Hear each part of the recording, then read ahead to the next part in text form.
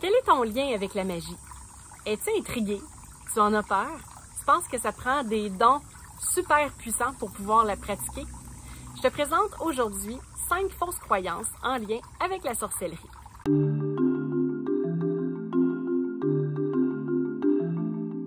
Je m'appelle Julie Massaro et je suis une sorcière. Mon but dans la vie est de briser des tabous et redonner la puissance aux femmes afin qu'elles puissent manifester une vie qui leur ressemble, soit une vie à leur image. Première fausse croyance, la sorcellerie est une religion. Il existe des religions qui incluent de la sorcellerie et des sorcelleries qui sont religions.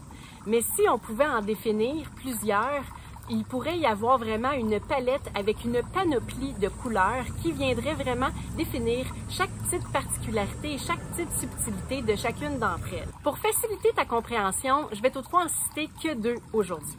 Donc la première, effectivement, c'est une religion, c'est la Wicca, qui est une religion néo-païenne, duothéiste, donc qui vénère plus d'un dieu et plus d'une déesse. Donc les gens qui pratiquent la Wicca, donc la religion en tant que telle, vont faire plusieurs célébrations, dont entre autres les sabbats et les phases de la lune.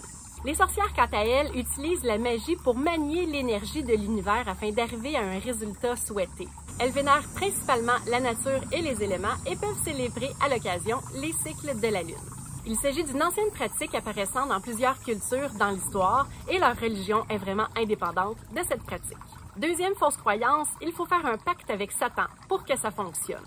Les gens mélangent la sorcellerie, le voodoo et le satanisme, mais le diable qui provient de la religion du christianisme n'existe pas dans la sorcellerie puisque cette dernière vénère vraiment les aspects de la nature et des éléments. Troisième fausse croyance, il est nécessaire d'être initié par une ancienne.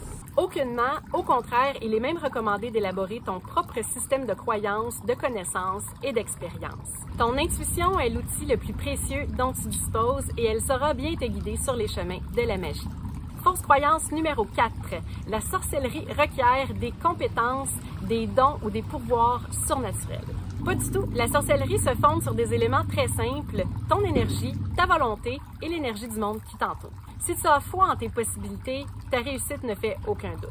Finalement, 5e fausse croyance au sujet de la sorcellerie, elle est réservée uniquement aux femmes. Bien que la majorité des sorcières soient des femmes, des guérisseuses même à l'époque, il y a également plusieurs hommes qui pratiquent la sorcellerie. Voilà, tu en connais un peu plus maintenant sur la magie, j'espère que j'ai su éclairer tes croyances.